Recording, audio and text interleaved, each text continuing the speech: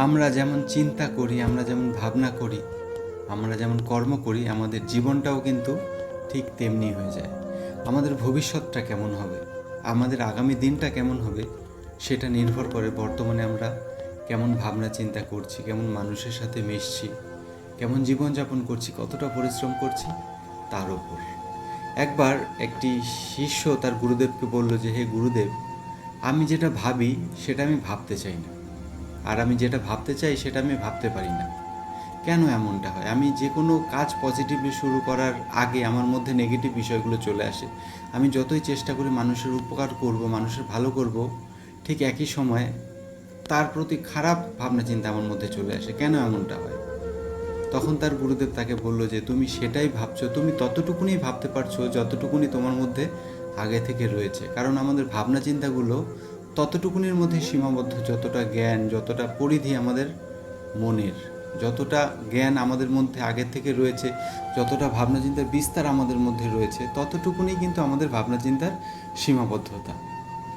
এবং সেই জন্যই তুমি যতই পজিটিভ কিছু ভাবার চেষ্টা করো না কেন, নেগেটিভ বিষয়গুলো তোমার মধ্যে চলে আসে, কারণ তোমার মধ্যে আগে থেকেই নেগেটিভ জিনিস ভর্তি রয়েছে, এবং সেই কারণে তুমি পজিটিভ কিছু ভাবতে পারছো না।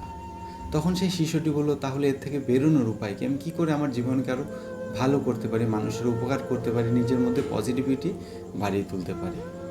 তখন সেই গুরুদেব তাকে বলল যে, তোমার জীবনযাপনে পরিবর্তন ঘটিয়ে তুমি এখন যাদের সাথে মিশছো, যাদের কথা শুনছো, যাদের সাথে সময় কাটাচ্ছ, সেইগুলো তোমাকে সবার আগে বন্ধ করতে হবে, এবং এমন মানুষের সংস্পর্শে আসতে হবে যারা আগে থেকে অনেক সফল, যাদের মধ্যে অনেক জ্ঞান রয়েছে, যারা তোমার থেকে জীবন সম্পর্কে অনেক বেশি জানে, অনেক বেশি বোঝে।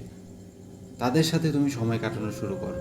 যদি তোমার আশেপাশে এমন ব্যক্তি না থাকে, তাহলে কারোর সাথে সময় কাটানোর প্রয়োজন নেই। তুমি নিজের সাথে সময় কাটাও, নিজেকে উন্নত করো, নিজেকে বোঝার চেষ্টা করো, নিজেকে পজিটিভ রাখার চেষ্টা করো।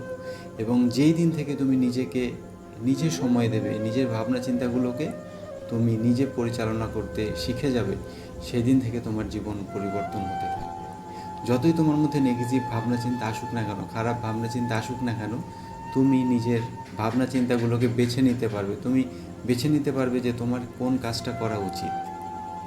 এবং নিজের সাথে নিজের সময় কাটানো যেই ব্যক্তি সবথেকে বেশি উপভোগ করতে পারে পৃথিবীতে, সেই ব্যক্তি হলো সবথেকে সুখী ব্যক্তি। কারণ তাকে কষ্ট দেওয়ার কেউ থাকে না, তাকে অবহেলা করার কেউ থাকে না। শুধুমাত্র নিজের প্রতি নিজের অগাধ ভালোবাসা, অগাধ প্রেম, আত্মবিশ্বাস তার মধ্যে জন্মায়, এবং জীবনটাকে অনেক আনন্দের সাথে সেই ব্যক্তি কাটাতে পারে।